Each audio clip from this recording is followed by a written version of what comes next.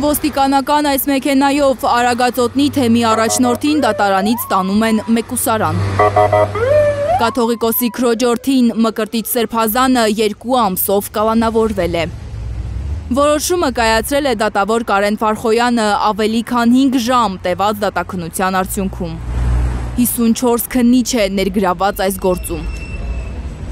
Եպիսկոպոսը ի սկզբանե վստահ է եղել, որ ինքը դատարանի դահլիճից տուն չի գնալու։ Նախ շնորհակալություն հայտնեց բոլորին, հետո ասեց, ես գիտեմ, որ դուք բոլորդ գիտեք, թե ինչ եք անելու։ Եվ ասեց, ես լավատես չեմ, ես գիտեմ հիմա ասեց առավոտյան արդեն 6-ն է, դուք բոլորդ գնալու եք տուն, իսկ ես չեմ գնալու տուն։ Եվ բոլորիդ հաջողություն եմ մաղթում, անփորձակ գնաք հասնեք ձեր տները։ Մկրտիչ Սրբազանի վերջի խոսքը դա էր։ Մկրտիչ Սրբազանի տեսակցությունները սահմանափակել է դատարանը։ Նրան կարող է տեսակցել միայն մայրը, որը վատառողջ է, որդու խնամքին է եղել։ Միանշանակ բողոքարկելու ենք, որովհետև այստեղ որպես այդպիսին ակնհայտ ապօրինի դատական ակտի հատկանիշ կա եւ դրա մասին ամբողջ դատականության ընթացքում ասում էինք։ Մկրտիչ եպիսկոպոս Պրոշյանը մեղադրվում է ընտրական իրավունքը խոչընդոտելու, իշխանական կամ ծառայողական լիազորությունները օգտագործելով հավաքներին մասնակցել հարկադրելու համար։ Ըստ մեղադրողների, նա 2021 թվականին քահանաների ժողով է արել ու իբրև թե ասել Նիկոլ Փաշինյանից բացի ում ուզում եք ընտրեք։ Փաստաբանի խոսքով, եթե նույնիսկ դա ճիշտ է, ապա այդ կոչը ոչ այլ ինչ է, քան քարոզչություն։ Իրենք ասում են 2021 թվականին դու հարկադրել ես, որպեսի ընտրության մասնակցի եւ կոնկրետ անձի չընտրի,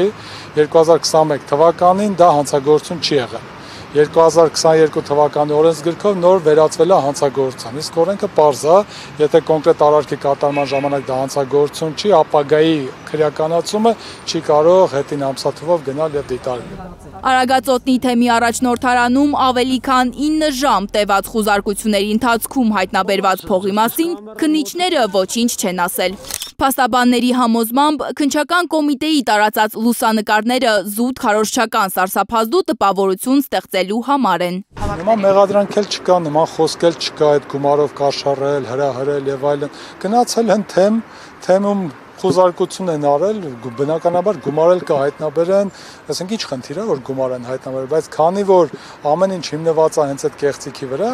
որ տեսեք գումար կա, ինչ ասենք որ թեմի առաջնորդարանում գումար կա, պետքա չլիներ, այսինքն դա շատ բնական է, որ կա եւ պետքա լինի, որովհետեւ այն բազմաթիվ ծախսեր կա, որ ծախսերը պետքա հոգացվի։ Հիմա եթե կա, դա արդեն նշանակում է խնդիր է, բայց փորձում են անդադ չեղած տեղը տպավորություններ ստեղծել։ Արագածոտնի հոգևոր առաջնորդից բացի 1 ամսով կալանավորվել է թեմի դիվանապետը, Մուղնիի հոգևոր հովիվ Տեր Գարեգին Արսենյանը։